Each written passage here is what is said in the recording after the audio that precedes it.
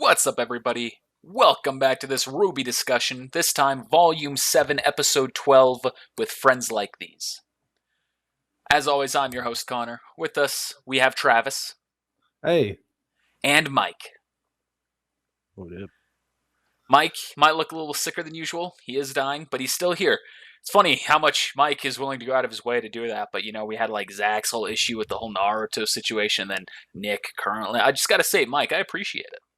Oh, discussing that a little bit, I want you to know, I've talked to Mike, I think yesterday, you were at the bathroom or something, but I was talking about how proud I was of Zach he was actually making a commitment to this one because he is going to your house because he doesn't have internet to do this stuff. And that's cool to me. I like that.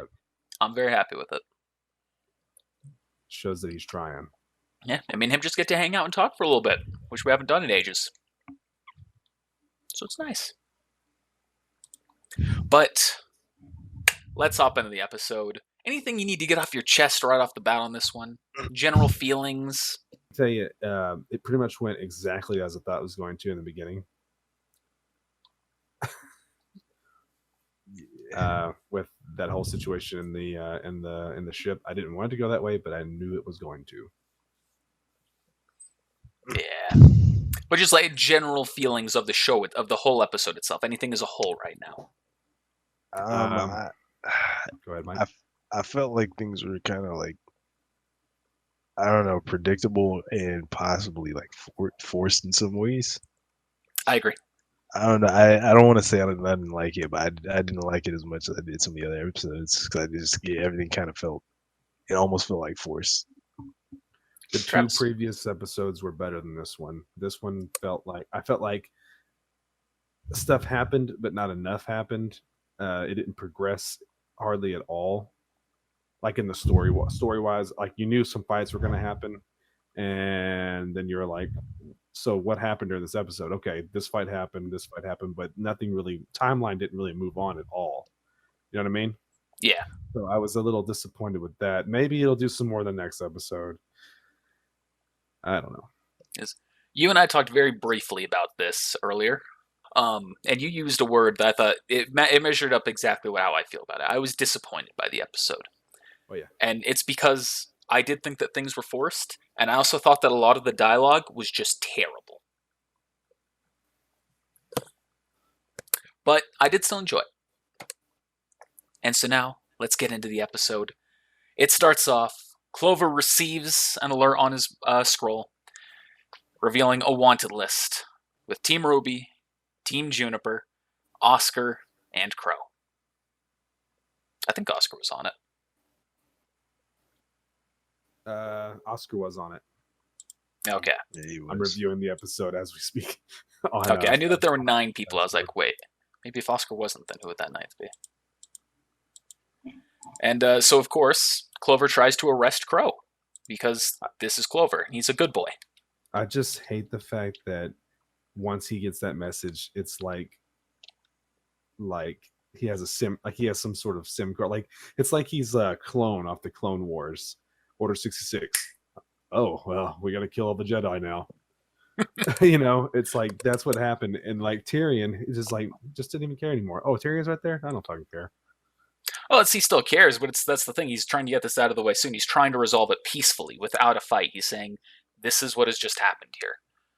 I have a duty to uphold. This is the order that I was given, and I trust Ironwood, so I'm going to do this. I'd like to do this as easily as possible. But he could have just let them go. But why would he? That'd be going against his orders. That'd be going against him as a character. But only he would know that it was going against the orders. That's all that matters to him. I don't know. I thought that he was more of a friend than that. Loyalty, I think, is he prioritizes. That it's so Ironwood's. In the fight. Yeah, it's Ironwood's callback from the previous episode. Loyalty always matters. Loyalty is everything to Ironwood. He's built these people up because they are loyal to him, because they dedicate themselves to him. And that's the reason why I love the Aesops. Because I respect that. I get it. I just didn't think that it was going to go that way.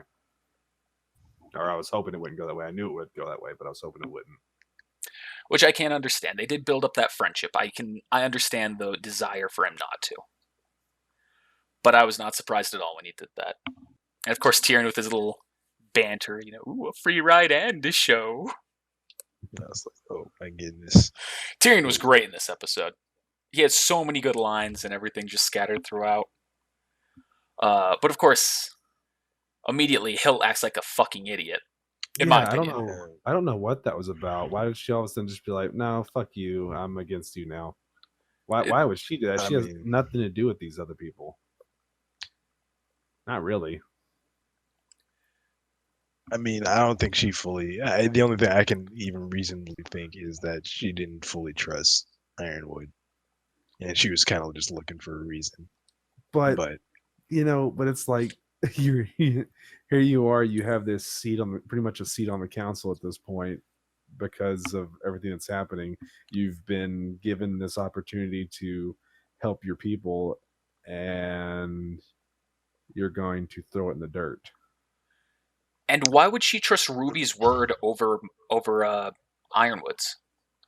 She had a semblance conversation with Ironwood, where Ironwood was saying, "I am here to protect both the people of Mantle and Atlas." Even though it's changed since then, she has no reason to believe that, and instead she's just going to react to Ruby being mad over a phone call, and now she's a wanted criminal. It just feels really out of character for Hill. But then again, she's been a fucking wild cunt that I've hated since the very beginning.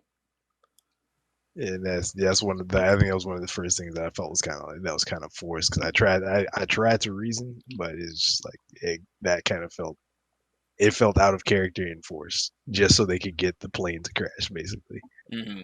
They're like, all right, she's just gonna go crazy, and they're gonna start fighting. Oh, Tyrion's loose. Yep. She knocks the hit away that frees Tyrion. He goes up, he immediately kills the pilots.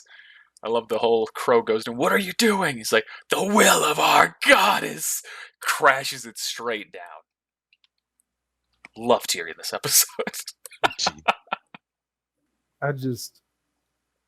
I'm watching the episode while we're talking about it, and I'm just looking at her going, "Why is she fighting this? There's no reason for her to fight this." Exactly. It's so stupid. She's not on the arrest list. Except for the fact that maybe she's built up some trust with Ruby's team because of what Yang and Blake did.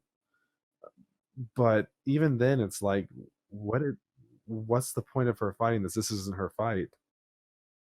I mean, even Crow was like, "Well, what are you doing? Let's just talk to James and I'll figure this out." And she's like, "Let's just get this over with." And you're like, "Well, what?" Because Crow is like, "Okay, let's just go talk to James then." Which Crow did try and have that middle ground, which I did like. And he's the one that's about to be under arrest. So why did she escalate this fight when it didn't need to happen? It was just stupid. I hope there's an explanation for it in the next episode, and it's not just something that they just did just because, And it is hinted that there is a negative connection between Hill and Clover already. In their first meeting on their way to Amity Arena when she blocks off the truck, they do definitely seem to have a history. But we don't know what that history is, so it just feels stupid. And and now maybe we'll never know. Now... Or maybe the next episode she'll crawl over to him, because I don't remember what happens to Hill in this episode. She gets knocked out after the crash. So maybe she'll crawl over to him, and then they'll have like a little flashback. Maybe. That'll be half the episode. But then we cut to Winter and Penny, and they're having their whole conversation of morality. And Winter is saying, we're making these hard or Ironwood's making these hard choices that we don't have to. We're doing this for the greater good of everyone. And Penny's like, well, this doesn't feel like the greater good. We should care about these people. She's feeling. She's feeling it. And she's always that feeling. She looks. She got mad in that situation. It was nice to watch that. And even Winter felt it. She was like, when she's like, "It doesn't feel like that," and she goes, "Yeah, I know." And that's or something like that. She says we agree on that point, that we think that Ironwood might not be making the best call, or that these things should matter. But still, it's that whole thing of loyalty versus idealism. Yeah, I think more so like understanding like taking the needs of the many over the needs of the few still has like a cost. Like you're still gonna have to sacrifice these people to accomplish it. Mm-hmm. Yeah. Oftentimes, prioritizing on the needs of the many over the needs of the few ends up resulting in the needs of no one being met. And that's just the RWBY D&D. And then here you go, Verity. Or here you go. Take Verity. We're good now. GG. So then we cut to the beginning of the RWBY and the Aesop's battle. I look forward to this one. This was one that I was looking forward to. So this, oh my god, I loved and hated so many things in this fight. Yes, I didn't know. So the first thing that happens is they turn on a button, makes the whole room into a safe room, bars coming down, barring off everything else. And they end up saying, like, Marrow has that line, that we're not really going to fight, are we? And then Harriet's, so that's up to them. We're going to follow their lead on this. And they're also talking about how they're the best huntsman in Atlas. And RWBY has that line, if you were, then you trained us. That was pretty cool. mean, I like that. I thought it was super fucking lame. It's like, yeah, they trained you, but that also means that you were training them. They know your weaknesses just as much as they know yours. So it's a fair I might have fight. fucked that up on what I said. So it's a fair and even fight at that point. It should be, except one of them has a lot more experience, and one of them seems to have a lot more effective semblances. Such as, why the fuck didn't Marrow just go, stay! Immediately. Exactly. But I can see, like... Well, I think he can only do one at a time. No, he can't. He can do more than that. He can only target one group at a time. Because at the election, that's when he, like, stopped everybody. Yeah, when they were running up to the... When everyone thought Penny had killed or had attacked the Happy Huntresses. Does he have to concentrate on it or something? Yes. Okay, but it's even with them concentrating, they could just tie him up then and be like, all right, job done. Okay. Well, to answer that question, Connor, I want to say that he kind of wanted them to get away. Because did you see his face? Like the other Aesops are like, yeah, let's fuck these guys up. He was like, we really doing this? But at the same time, that's more of the reason why he should use a semblance. So that way this doesn't turn into a bigger fight than it could potentially be. This way you can just tie him up and stop all that. But I understand where you can be coming from, and you might be right with that. But it just feels forced to me. You have these elite forces that are trained to handle this shit and to react like that, and they just don't this time. And then RWBY ends up breaking out of the safe room like the door's fucking pudding. Yeah, and I was like, all right, so I don't think I've ever seen her do that ever. Like, I didn't, unless she just learned that she could do that when they were doing the training. I was like, that's the only justification I can have for that, because she's never like done that. What's the point of activating the safe room if you're just gonna break out of the safe room less than 10 seconds later? Make it a nicer backdrop for the Weiss and Marrow fight that's about to begin?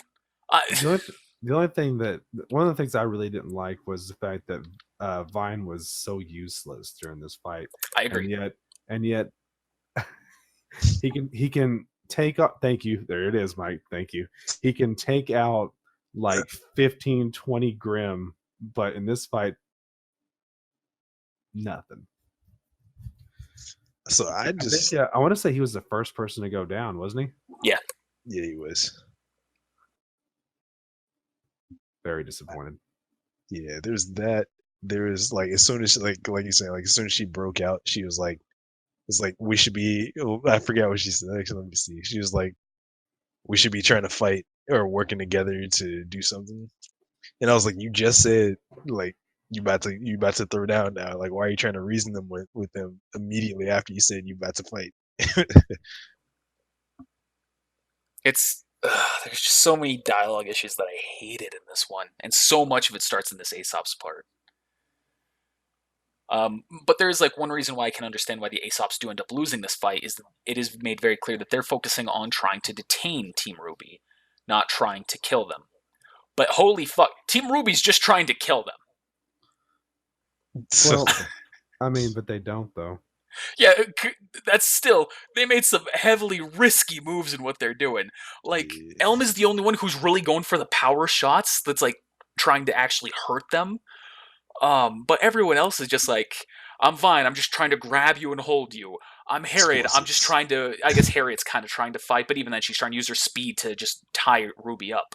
And then Marrow's just trying to use, Salt, stay. I'm just trying to dodge and talk my way out of this. Meanwhile, fucking Ruby's just going full on offensive. Blake's using her full on, bladed weapon. Yang's going full on punch, fucking bombs. Weiss is throwing Marrow into spikes. What the fuck? Swinging swords. I mean, I did like that Weiss was combining dust to do things. Like had ice dust on the ground, then threw some fire dust his way, and it made a mist where the steam. She could do other things. That was pretty cool. Yeah. I enjoyed the choreography of the fight very much. Everything that was done, I thought was glorious, except for one bit where it's Yang starts in the battle and like she's just throwing out a ton of punches, and you just see like 20 of her fists going at Elm, and it's just that bit really kind of took me out of the fight. Yeah, what is this, Dragon Ball Z all of a sudden? That's what I felt like. Yeah. I mean, I get that she's Super Saiyan, but if you're gonna do that, at least go yeah. Was fully expecting that. There's also like another bit that felt really out of character was in the Marrow and Weiss battle. Marrow comments about like, I know that you schnees are used to always getting what you want. I was like, where the fuck did this come from? He's a faunus. But he's like the most centrist level faunus I've ever met so far. Yeah. He's not like, I hate the schnees and I hate the people who look down on us. He's like, I mean, I get that they look down on us, but it's like, I mean, they're just people, right? We're all people, right? It just felt so wrong for him to say that.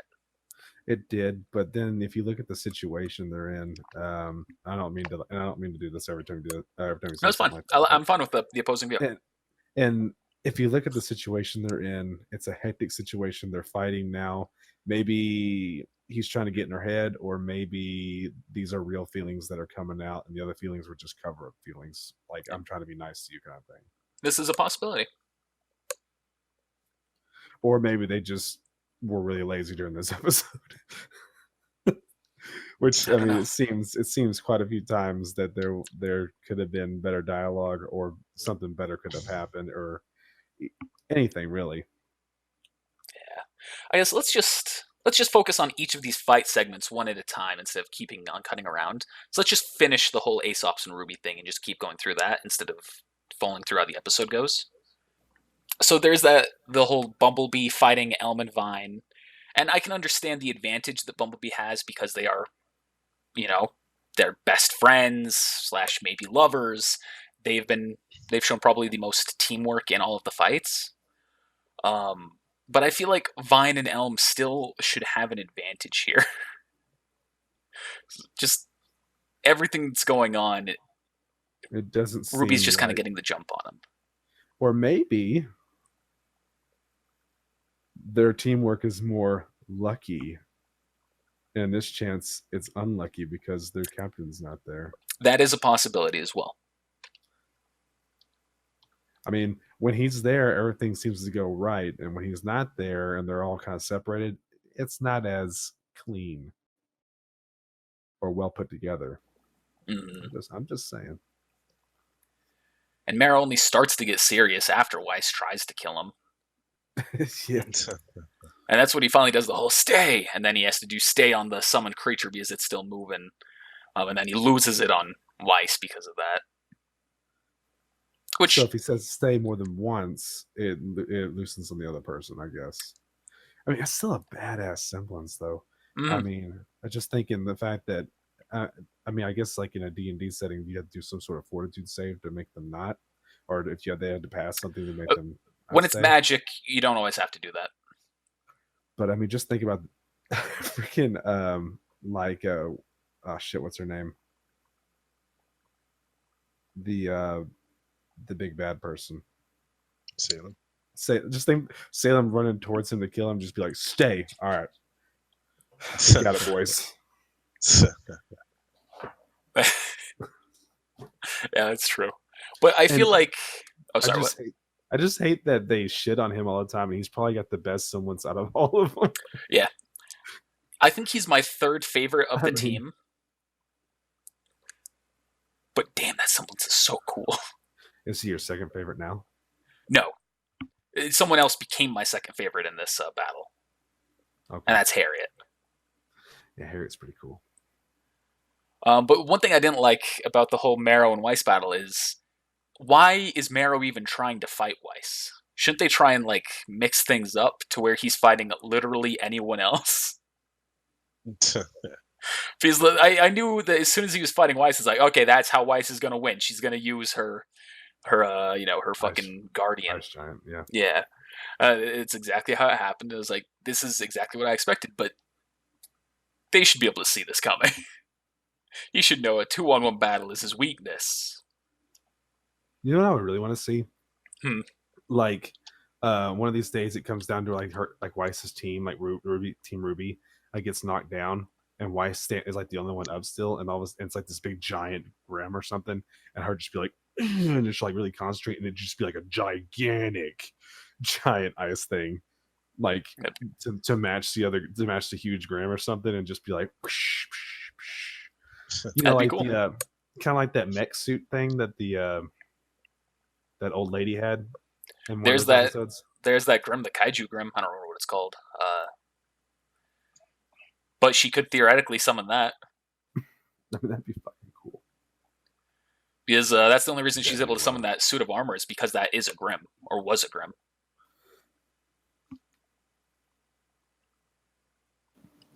That wasn't me getting sick. I burped acid just then, and it like burned the back of my throat. It's okay. If Mike's being contagious through the microphone, it's okay. New strain of the virus transmitted electronically. Asshole. But yeah, Mike has the coronavirus. He's been drinking too much alcohol. GG. Too much corona. So the fight continues, and Elm is the first one that gets knocked out. Like we said, he gets bumblebeed. It's kind of a cool thing where they do work to displace him and then slam him into the ground. I thought it made sense for him to kind of lose the way he did, but I did still feel like he got a little bit nerfed. And then we cut to Harriet, she gets bound because of RWBY's semblance. She ends up dividing it up so she can quickly tie her up, which is a creative use of it. I still question the limitations and what would happen if like you were able to separate part of RWBY and wasn't able to reform, but magic, who knows if we'll ever get that answer. Cutting back to when they threw that cool tie-up thing around Vine. Yeah. She slammed him so fucking hard. Yeah. I was like, dick. And dude, I mean, just like he's already tied up, and then she slams him, and there's an indention in the fucking floor. Mm-hmm. I was like, that hurt me watching that. I want to say I said that in the React video. I was like, that hurt me watching that. It's like, oh god, that sucked. Broke his semblance and everything. Your eyes are and everything. It was brutal. And that's the thing, is I felt like Team RWBY was unnecessarily brutal in all of their fights, pretty much. Yeah, definitely. And then once that happened, all of the Aesops look back to see it happening, and they're just like, oh, so this is real. We need to step it. We need to do something now. Now it's a uneven fight. And it just gets more and more uneven from there. Yeah. And after Harriet gets bound, even though she's bound by the arms, she just keeps fucking fighting. And this is the reason why Harriet became my number 2 for the Aesops. Is the way that she fights, the way she just fucking jumps at RWBY and just does that whole wrap around to slam her down. It's just such a cool fighting move. She was willing to go all out to get her. Mm-hmm. Which I was so happy to see at least someone was not holding back at all. Even though Elm apparently, like she ends up making that move that ends up wiping her out as she goes to shoot a rocket launcher, but oh no, her feet are displaced. She can't shoot the rocket launcher without the feet. Well, she always plants her feet with that when she shoots the rocket launcher, and it showed it in different episodes. Mhm. Maybe the rockets, when they shoot out, causes such a force, it knocks her back, and without having her feet planted well, she would lose balance. I don't know, but in other episodes, when you've seen her use the rocket, she always has her feet planted. Which makes sense, I think, as trying to say that, this is the recoil, this is what she does to prep herself. But when you've got someone coming at you after your teammate was just taken down, I feel like you'd still just take the shot. Either that or don't. Yeah. Why'd you even pull your freaking rocket launcher out to begin with? Yeah. I mean, you're in close range combat. Yeah. It doesn't make much sense for that to happen. And it was a very stupid situation. Maybe she was upset because, like you said, her comrade went down so fast. I don't know. It didn't make much sense, and she paid the price for it. Yeah. I'd love to see what happens if her feet aren't placed and she shoots the rocket. Mm-hmm. I'd be interested to see that too.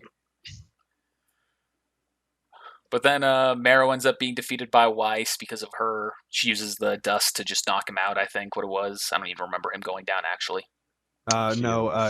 He gets hit with fire.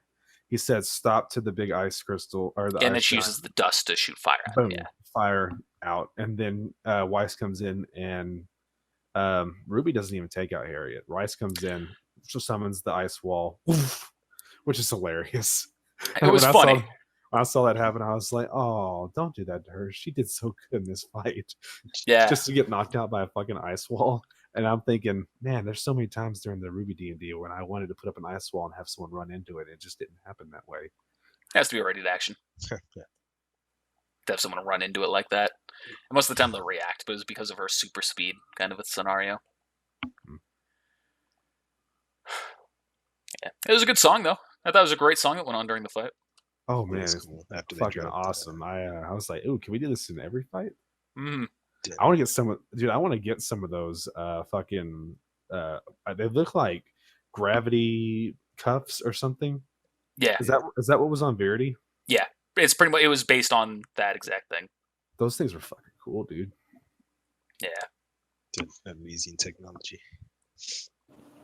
And that's we see the Team RWBY then collects the bodies, and out of nowhere, Pietro and Maria arrive on the scene. For some reason. I don't even know how they got up there. Yeah, last time we saw them, they were on Mantle. So, okay, I don't know why they got into Ironwood's office. Did they come in through the side door that's never been seen there before? Well, I guess this is, again, me saying this. This is them coming to rescue them, pretty much. They knew what was going on. They probably saw the broadcast saying these were wanted people, and they said, all right, let's get them. This is the part where they ask us to help. Yeah. Which was funny, but still. And I was wondering when she was going to come back into play. It's like, you can't just get here and then just say, okay, she's here. She's done. That's it. She helped RWBY learn some more about her eyes, and she's here. Yep. Yeah, don't just forget. Oh, cool. Then we get to the part about Oscar. That's the part I've really been looking forward to. Well, that's the question. Now we can either go to the part about Oscar, the part about Cinder, or I guess the part about Winter, or the part about Clover, which I think we should leave Clover's last. Yeah. I think so. So I want to just get the Neo one out of the way? Yeah. Yeah, that was fucking cool. You see Oscar coming around that corner sliding, and he looks like he's been through a bit because he's just like, he looks like he's been roughed up a little bit. Mm. He comes around that corner sliding, running fast, and just jacks her in the face. Which I absolutely hated. I was like, holy shit. Like, not only that, but the fact that she drops the relic. Yeah, she drops the relic. I'm like, what? And that's the first real time we've ever seen Neo be hit. Like, yeah, did you see what she did to Yang? And I was like, so, which is another reason why I think that Oscar may be more than Oscar at this point. Even if he's more than Oscar, she fought fucking Cinder and was able to tap dance on her. So I'm trying to Ozpin lost to Cinder. Husband.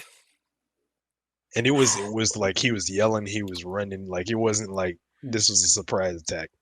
No, runs around the corner, runs straight while yelling, and she just like standing there. La la la la la la la la la la la. Oh, Gah. I She was doesn't like, seem what? like the type to get caught off guard. Exactly. But Like not an obvious attack. Like It just felt like a plot's got a plot kind of a moment. Which, why not just go through the Ruby Rose bit? She was trying to seduce Oscar to get the relic away, and then they run into him, like, but we just got a call from Ruby. You can't be her. Punch then, and be like, oh, fucking did the surprise. Like they turn away and say, oh yeah, we're gonna keep going, and then like punch her in the back. well, That would make sense. Then you have to wonder how did she even get the relic to begin with, like in the first place? What happened Yeah. in that situation where they got it? And why would she turn into That Oscar part. afterwards? I guess to hold the relic and get away, but even then, it's But like why? Like where did and why would she have the relic just sitting there? Why wouldn't she cover it up and transform into a butler or anything else? Make a new illusion that just hides where she is. She's done that before. multiple times actually. Yep. This It's literally crazy the girl. first time that we see her like really get away. Maybe it was the second time when she's fighting Yang on the train. And then all of a sudden Raven appears and she's like, oh shit, this is someone who I should be afraid of. And so she just looks like she disappears, but she actually just put up an illusionary wall that made it look like she did. And they totally didn't do a good job explaining that either. They said, he says, this crazy girl showed up and attacked me and she looked like someone else. Well, who the fuck did she look like, bro? Yeah. If she attacked you enough to get the relic and then fucking did everything that she ended up doing, what the fuck? Does she have some big game? Oh wait, maybe she's got a big game plan. Maybe she wants to be taken. So that way she'd be like, hello, Ruby. It's a fight, Ruby. Still feel like there are better ways, but damn. It seems lazy, but maybe it'll tie into something great in the end. And that's what I'm hoping for. Yeah, here's hoping. And then we move on to winter. Then we move on to winter, and her and Penny, they're in the Winter Maiden's room, and they continue to talk about morality and how the struggle about that makes us human. And then an alarm sounds and Cinder attacks. This is the best part of the episode. I think it feels like the more realistic part of any of them, because Cinder is a badass, and it just feels more real than the rest of the episode to me. It feels more on par with how everything's been going. The loud boom comes, and you're like, "Oh God, I know what's coming." And then here she is walking down the hallway, just looking ominous as hell. I thought Cinder's semblance was different too. Like maybe I'm tripping, but I thought he was like something slightly different. So Cinder's semblance involves black glass and the ability to shape it. But she's like shooting flames in this. That's the Maiden's power. Oh, you're right. I'm tripping. You are tripping. It must be the sickness. Probably. Or poor memory. Either one. And I like Cinder, she refers to, oh look, both of Ironwood's puppets are here. The literal puppet and the figurative puppet. Oh, that bothered me. But it's so fitting for Cinder though. And I like how she's like, now what is like, I'm gonna make sure that you don't get back up this time, that they aren't able to put you back together. What do you think of that? It gives me personal feelings. It gives me personal feelings. I just want to see Penny just whoop her ass. Oh, I don't think it's gonna happen. But it would just be so cool to see her. Like, I don't know. I just have this feeling that they're both gonna fight her. She's gonna end up taking out Winter, maybe even killing Winter. Penny's gonna whoop her ass. She's gonna run off, and then for some reason, Penny's gonna get the Winter Maiden. It's possible. I just feel like it's a thing. It looked like the maiden was like moving a little bit, like she woke up or something. Oh, that could be. Oh, it makes sense. She's dying. They have her stabilized, don't they? Well, she is dying, yeah. But that's like the little device that transfers main powers. Oh man, what if Ironwood? What if she's not dying? What if Ironwood's keeping her sedated? Well, it's possible, but she's also just super old. Yeah. Well, I mean, so is oh fuck, the Reaper. What's her name? Maria. Thank you. Yeah, so is Maria, but she still gets around pretty good. Well, yeah, but Maria's not a maiden. Ironwood would want to keep the maiden as safe as possible. And she, Maria's also not a target for anybody now. It's like, oh, a little old woman who's blind and uses a walking stick versus a maiden that can literally summon the powers of God in anime. GG. I think that she's probably cooperating with it. It is a possibility, but if Ironwood was just trying to be cruel, why not just kill her? Just have Winter go up to her and just kill her. Be like, oh, the last person who you're thinking about, because I'm your killer, is me. I now have your powers. Just like it's been said constantly has happened with the maiden powers throughout history. Yeah.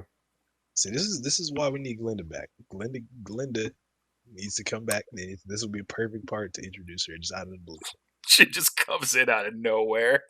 That'd be so weird. Just to have this face off with Cinder. Because apparently she's the only person who can handle her. This is true. So I guess then we cut back to the Crow and Tyrion and Clover. So Clover jumps out of the helicopter / airplane, whatever aircraft, the jet before it hits, and the other ones just go down with the freaking jet, and you see Crow walking out, looking like, oh, I'm all right. He made sure that Tyrion was still tied up.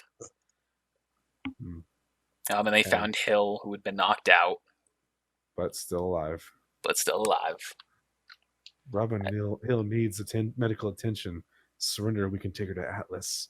So why wouldn't he just surrender at that point? Yeah, he was so willing to just go and meet with Ironwood beforehand. Why the fuck did that change? It just, it flipped. Yeah, like I say, that's the thing just fell for us. I was like, all right, are you really trying to make this happen? Like, he literally just said, like, let's talk this out. And now the same thing, words are being said to him. He's like, nah, when you're talking this out. I'm like, all right. And instead, the only thing I can think of is that he's just, at this point, he's just pissed. But even then, we've seen Crow pissed off before. He's not like this typically. Never paid you for the manipulative type. I hated that line because even though it fits and it makes sense, we discover as the dialogue continues, Clover starts saying, "I actually view you as a friend. I'm not manipulating you here." I'm just being like, my loyalty like supersedes this friendship, unfortunately. I enjoyed working with you, even with the endless cynicism of yours. But Crow was like, I've learned a lot tonight about you. What have you learned about him? That he follows orders? Yeah, what have you learned about him? He's more loyal than he is a friend, pretty much. I learned that you wear a 4-leaf clover on your jacket. And some sort of paw hanging from your waistline. It looks like it could have been a rabbit's paw. It didn't look like a rabbit's foot, though. That's what I thought at first. I was like, oh, he's got a rabbit's foot. And I was like, that does not look like a rabbit's foot. Maybe I need to look closer. I mean, that's the whole thing, is like he carries lucky things, like horseshoes are considered to be lucky, so that's why he also has horseshoes as a weapon. Fishing rods are also there's a horseshoe above the clover over the clover on his jacket too. Yeah. Oh, I think this is what they were talking about. There were like some fables where he was like the fisherman and something else. Yeah, I knew he was based on that. He even says, "We don't have to fight, friend." Mm-hmm. Clover is just trying to resolve it peacefully, and Crow just starts saying, "I was down for that like 2 minutes ago, but then you crashed a jet. Fuck you." Oh, you didn't crash the jet? It was Tyrion? Fuck you anyway. It's kind of like he's saying, yeah, we're not, you want to say we're friends now? We were just fighting 2 minutes ago. You were trying to take me by force when I wanted to go peacefully. and now you're trying to say we're friends. He scoffs and says, "You don't know my friends." So what the fuck does that line mean? I don't know what that means. I got nothing. I couldn't even make anything out of that. I could have sworn like he was a loner. Yeah. Who pretty much had no friends. I don't know. I guess he had the one friend, but like, So pretty much he says that all of his friends end up fighting him. I guess Which I guess you could hint or look back at the Winter versus Crow fight as the one single example, but it seemed like they were never friends in the first place. yeah, I can't call that a friendship. How about Tyrion popping that finger out of place? I was so happy that he did that. I saw him when he goes to dislocate his thumb to be able to break out their strength. I was like, that's exactly what you need to do for that shit. It's just like how you get out of like a fucking like a huge snake trying to coil around you. So you gotta fucking dislocate your shoulder. It's kind of like whenever Hal grapples you from the D&D. You just gotta dislocate your shoulder. Exactly. GG. Shout out to Verity. Shout out to Zach. And then Tyrion immediately pops it back into place. I started editing, or I did edit the react. Zach's face while he was watching that was glorious. He's just, GG. I was just like, yeah, I knew he was gonna get out. Fucking asshole. He's too clever. and he immediately joins in the battle. And I enjoyed that battle because it was a three-way fight: Crow versus Tyrion, back and forth. At first, it almost seemed like it was going to be. At first, they were all fighting differently, and then if for a split second, I was like, okay, now it's Clover and Tyrion against Crow, but then it went back to them all fighting separately again against each other. Boom, boom, boom, boom, boom, and then Tyrion just kind of inserting himself. Here I am. I'm right here, guys. Don't forget about me. Mm-hmm. Honestly, I didn't understand like why Crow. Why wouldn't Tyrion just run? Well, no, I can see why he didn't run. Just because his whole plan. I think that he planned. He knew he was a better fighter. Because he wanted to pin that death on Crow, and I guess that might have been like Salem's direction or something like that. Or just his own fucking crazy plan. He was like, oh, I know exactly what I can do. Because he fucking tap dances on them. He doesn't get hit a single time in that fight. He just deflects everything with ease. But no, like I didn't understand. Like Crow was like, I've got a score to settle with you. Let's put the kid to sleep. And I was Tyrion, like, then let's put the kid to sleep. And so Tyrion and Crow team up against Clover. And I did think that someone was going to team up with Tyrion. We talked about that in the previous discussion. Why would he do that? I didn't understand why he would be like, all right, let's settle the score. All right, let's team up. No, I thought it would have made sense for Clover to do it because it is that whole focusing on loyalty. This is my top priority, and then him thinking, I've got good luck, I can take Tyrion by myself, and then maybe misjudging that. But the fact that it was Crow doing it was just like, what the fuck? Yeah, like you had to know, like Tyrion is not gonna go for non-fatal blows. He's going to try and kill him. On top of that, you literally just said there's a score to settle. Which cool, we already know about your score. Why would you team up with him? I didn't understand. To put the kid to sleep. To put the kid to sleep, so that way they can then have their one-on-one battle. Grr. But like my thing is, like you already know he's gonna try and kill him. Like why would he try and just be like, all right, I'm just gonna knock you out so we can fight?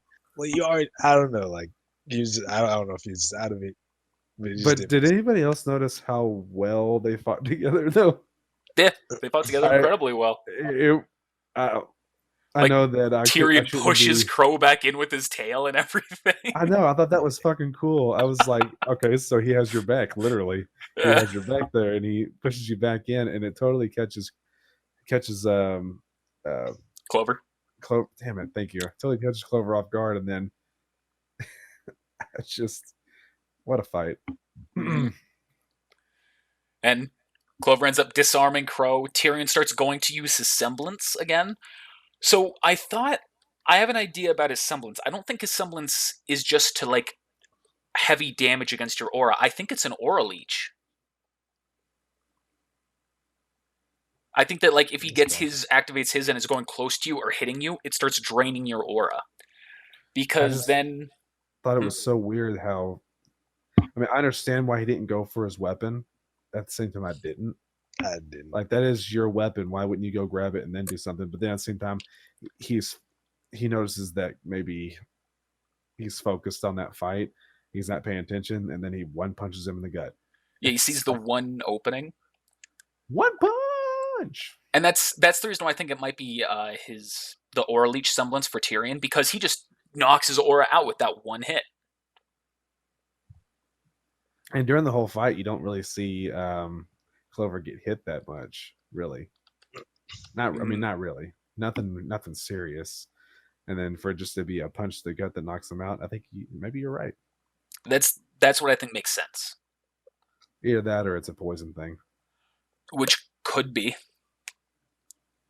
I just don't know. But it makes sense as to why like his poison is a lot more purplish and his aura is pink, because they are two completely distinct things. But it could just be two different types of poison. Who knows? But they have some dialogue real quick after this, where I don't remember exactly what Crow first thing it says is like just why did you do this? Why are you doing this? Why did you have to do the right thing? And then instead of the thing that you were told. And I love Clover's response. It's like, I trust James with my life. I trust Ironwood with my life. And I wanted to trust you too. Sometimes the right decision is the hardest to make. Mm-hmm. And then we see him get impaled with Crow's sword by Tyrion. So I really didn't understand. All right, you're in an open snowfield, right?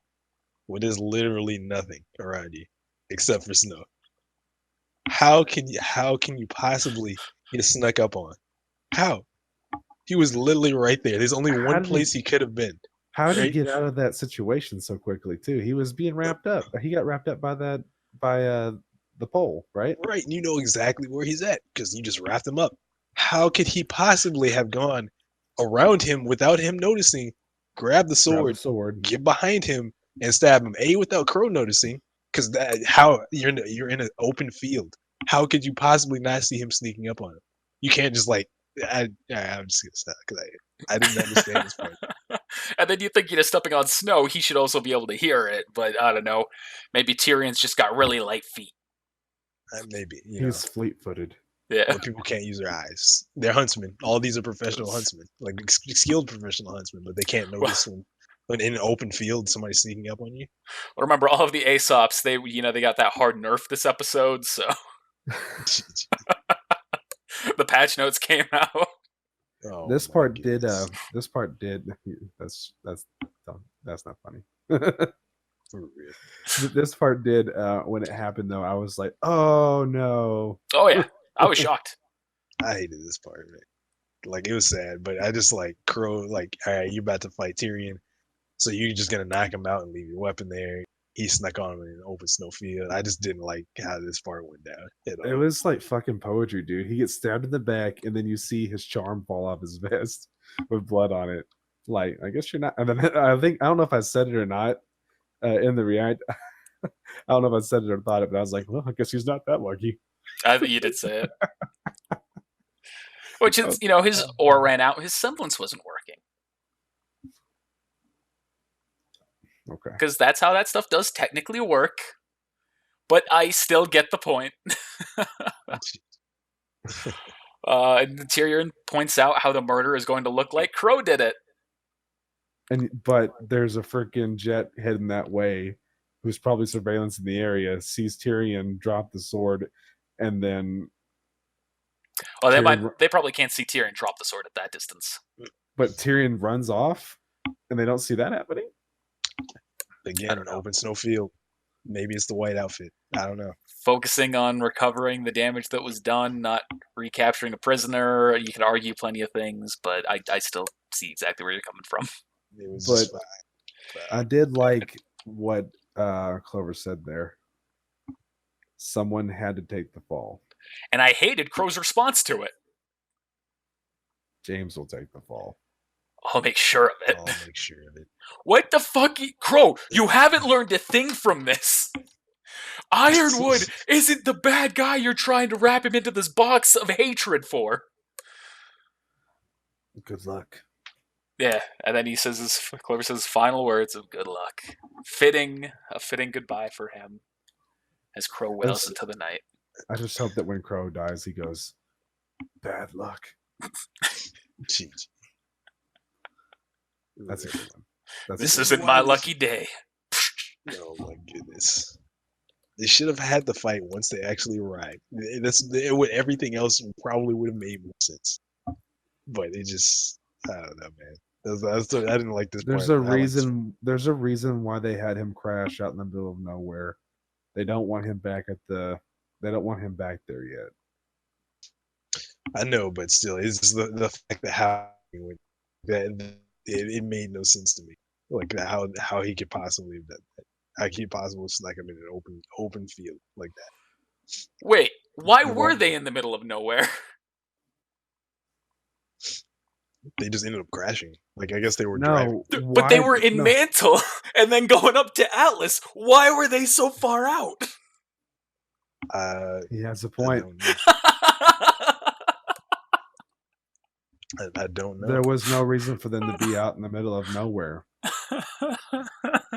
That's so stupid. There's so little continuity in these last two fucking volumes. Did we miss something? I must have missed something, because maybe we missed something. I don't know. I don't think we did. Did they end up going to Amity Arena for some reason? Or there's no reason why they would have. Watts wasn't there. Ironwood wasn't there. Is there like a prison out there somewhere, I guess? Or no, they were headed back. Yeah, they were headed back to Atlas with them. I don't know then. I got nothing. Jesus Christ, the writing in this episode is so terrible. Yeah, there was literally no reason for them to be out there. Holy shit. Because they weren't even in the air long enough for Tyrion when he took control for that to go that anywhere near that far. It was just and just like this is we're gonna fight, I guess. The only thing you could argue is like air routes and having to circle around, but I still don't think you'd have to circle that far away from everything. Yeah, but you can see the city in the distance. I mean, it was just right there. Maybe you're right. Maybe they had to circle back, But why did they get in the airplane to be? And with the high priority criminal, you think that they'd have fucking, the leader of the Aesops and one of the council members. You think they'd have priority just go straight up. And with the type of technology that jet is, there's got to be hovering, right? Yeah. You think instead of having to fly around, why not just, just fly right up for you, man. I didn't like the part. I don't know. I don't know what to say. Yeah, now that you said that, it's really friggin' weird. I hope they have an explanation for it that explains it in the next episode. Why would they be that far out? They won't. Unfortunately, it's one of the big things I've noticed with the more recent volumes is that they've taken a lot more of the, I'm not sure what kind of approach I'd call it, but the approach of if we don't explain it, then we didn't fuck it up. It's like, no. Ruby's semblance isn't overpowered or not make sense. It's magic. It just works. Don't question it. And not only does she have that as a semblance, she also has these eyes that can freeze shit or destroy all Grim. Except for that one super big Grim that broke out. Because, magic reasons. I don't know. Why? It's too thick. It shed its skin because it was a lizard. It shed skin because it was a lizard. Oh, god damn, it's so weird.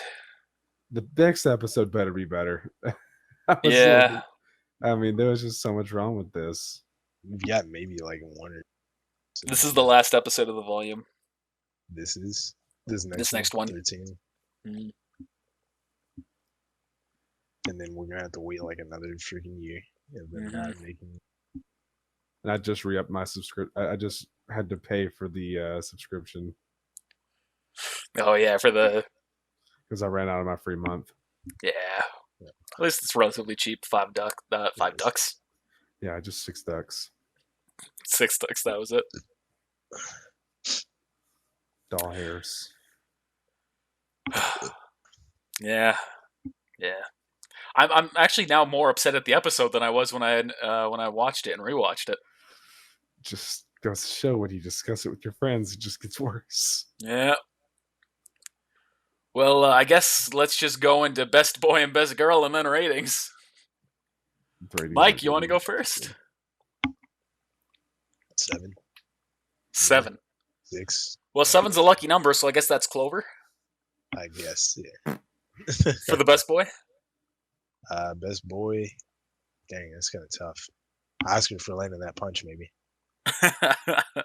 Best girl, as usual. Not surprised. Mike or Travis? Oh, Harriet's the best girl. She was the only one in that fight that stood the best chance, and she had the best drive in that fight. And then, God, best boy, there just really wasn't very much going on. I guess I'll give it to the bad guy, Tyrion, for just doing what it took to get out of that situation, making everything as bad as possible, crashing the plane, getting out time and time again, and finally dealing the killing blow. That's just going to shatter teams. That's going to shatter hearts. It's going to make things different. Making everything worse, like Tyrion always does. Yep. Best girl, I'm also going to go with Harriet. Best boy, I was very much divided between Tyrion and Clover, but I'm going to go with Clover.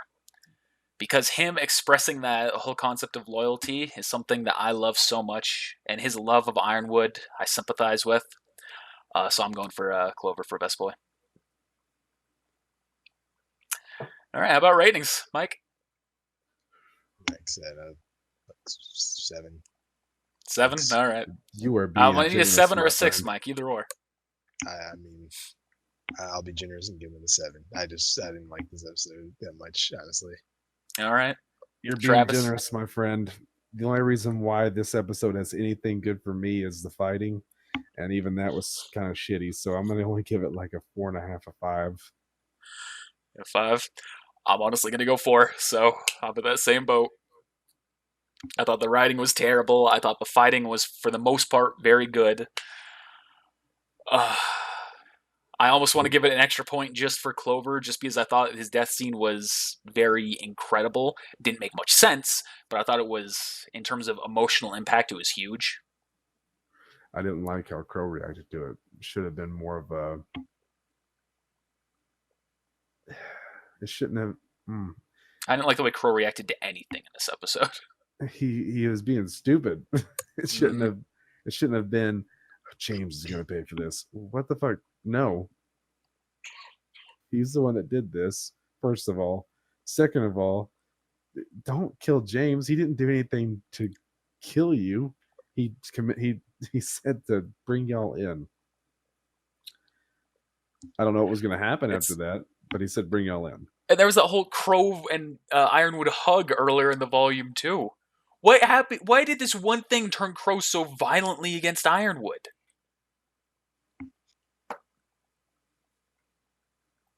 I mean, I guess the only thing I could say is like he is with Team RWBY pretty much. I guess, yeah. Still. Sounds to me like I'm really hoping that Team RWBY learns that they're wrong in this scenario. I don't think Ironwood's right in this scenario. I think they're both wrong.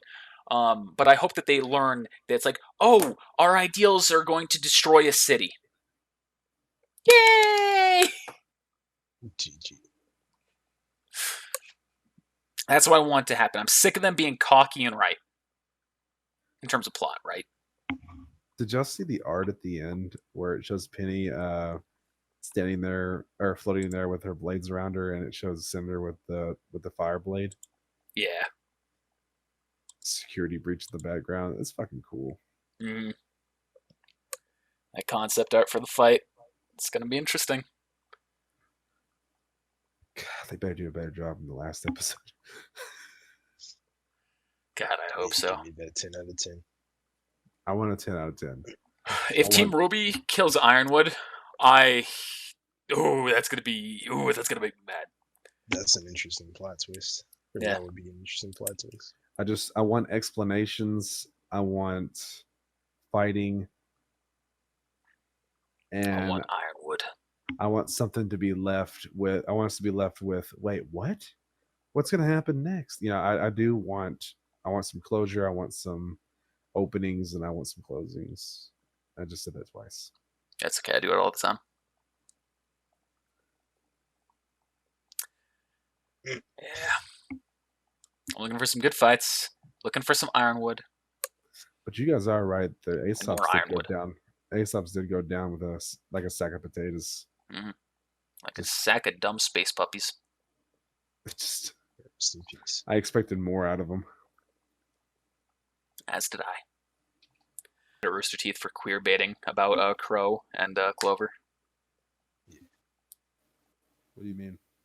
Like about playing on the whole, like, oh, do they have a romance? Do they not? And then like just kind of like playing up the LGBT possibility, just for like the views and the support.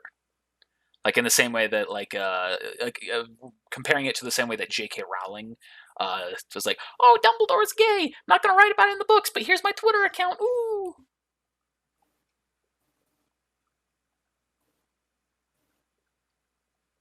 Makes it seem like a false ally by not actually just saying, hey, look, these people are gay. What's the point of saying Dumbledore's gay when you've already written the books? There's no point at all.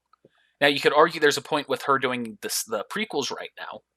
Well, also it's fair to say also, guys, that Hermione has a dog. Well, she's done shit like saying that this one character, I think it might have actually been Hermione. She was like, I never said that this character was black or was white. She could be black for all you know. And then someone just like took a page of her book. It's like Hermione's pale skin. GG. It's like, can't change this now. I ain't gonna let you get away with this. It's the kind of thing where it's just like you're trying to accommodate to try and get people on your side, not because you're actually an ally. Which I just think is funny. Hermione's pale black skin. It can be a thing. But it was just, We've gotten off topic. It was just the final thing I thought about right before we got to the end. I wanted to bring that up at least once. I thought it was funny. I mean, they don't have to necessarily be gay. They could have just been like, I agree. Like, hey, we have a lot in common. I like your fighting style. You like mine. Let's be friends. Oh, we're not friends. They even talk about being friends in that episode, in this last episode. As I always view them as just bros. They're just people who viewed each other as very good friends. Bros before hoes, you know. Mm-hmm. But also, like, the creators have constantly talked about how they're going to introduce LGBT characters, and it's like, well, they keep hinting that some of the main characters will happen. So it's like either just do it or don't do it. I'm sick of the tease. Just either have it happen or have it not happen. What's LGBT? Yeah. Lesbian, gay, bi, transgender? Well, I mean, who's John's sister was gay. Yeah, but that's not a main character. That's a side character. That way you don't have to deal with the consequences. You don't have to deal with that. And that's what gets that community in a tizzy is like, you're not actually dedicating. You're saying that you support these people, but you're not really giving them support. It's just like, oh, here's a side throwaway character that's going to be in one episode. Well, which you don't have to make one of the main characters gay, but it's the creators have said maybe they will be gay, and they very much like, maybe we will make them gay. Support us. And that's the reason why people get mad. That's the reason why people got mad about queer baiting. Oh, is it kind of like the Blake and Yang thing? It's not really going very far. It's just kind of... Yeah, it's like, if they're gay, just have them be gay. If they're not gay, don't have them be gay. But stop fucking teasing it. Maybe they're just easing in on it. And that could be. But they've been easing in on it since Volume 2. I just want it to be a thing or to not be a thing and have it be done.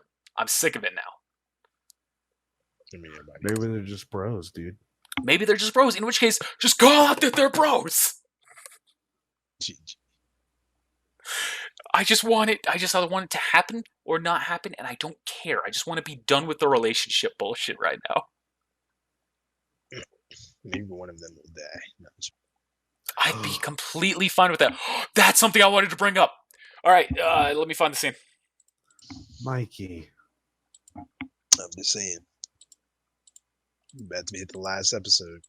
Somebody gonna die. Maybe it's one of them. There was a RWBY logo that's seen at some point. I don't remember if it's in the credits or if it was. Let me open up real quick. Let me go open through the start of the video.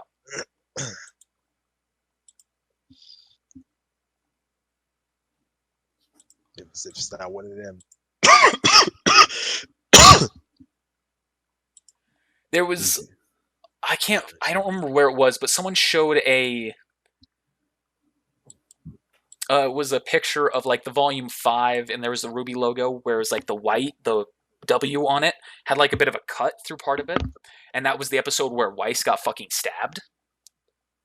Or that was the season where Weiss got stabbed. And then there's another logo that they put out at some point. I don't remember where it is. I'm going to have to pull that up. But where it's got like the B cut through, but it's like cut entirely through. Oh. So Blake might get fucked up. I hope Blake gets fucked up.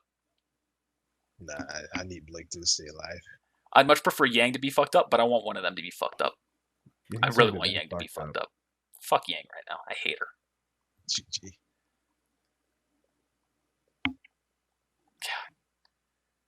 She had so much potential, and then I hate her so often. They're just following orders, Blake. Yeah.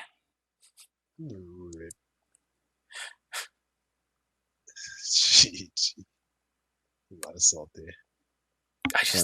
Yang adds in so many little bits of dialogue that's just like, shut the fuck up. You don't know what the fuck you're talking about. You're a fucking idiot. For someone who's supposed to be the mother figure for RWBY, shut the fuck up. Kind of wish I could be for the discussion of this one, but hopefully internet will be here soon. Best girl, I'm gonna go with. I'm gonna go with RWBY. Best boy, I'm gonna have to go with. I think Clover deserves it. I'll have to agree that Marrow, for a little bit, had my vote. I'll have to go with Clover. That's pretty fucked up. Fuck you, Ironwood. All right. Anyway, figure we should end things there. Might end up cutting out some of that last bit. Oh, that's salt. Yeah. So, hey, thanks for watching, everybody. We'll see you next time for the last time of Volume 7. Hopefully you enjoyed that. Be sure to let us know whether you did or didn't by using those like buttons, the comments, or subscribing. And make sure you also spread it around to all of your friends, too. I'd also like to thank our patrons. With support like yours, we're able to slowly improve on our content, so thank you so much for supporting us.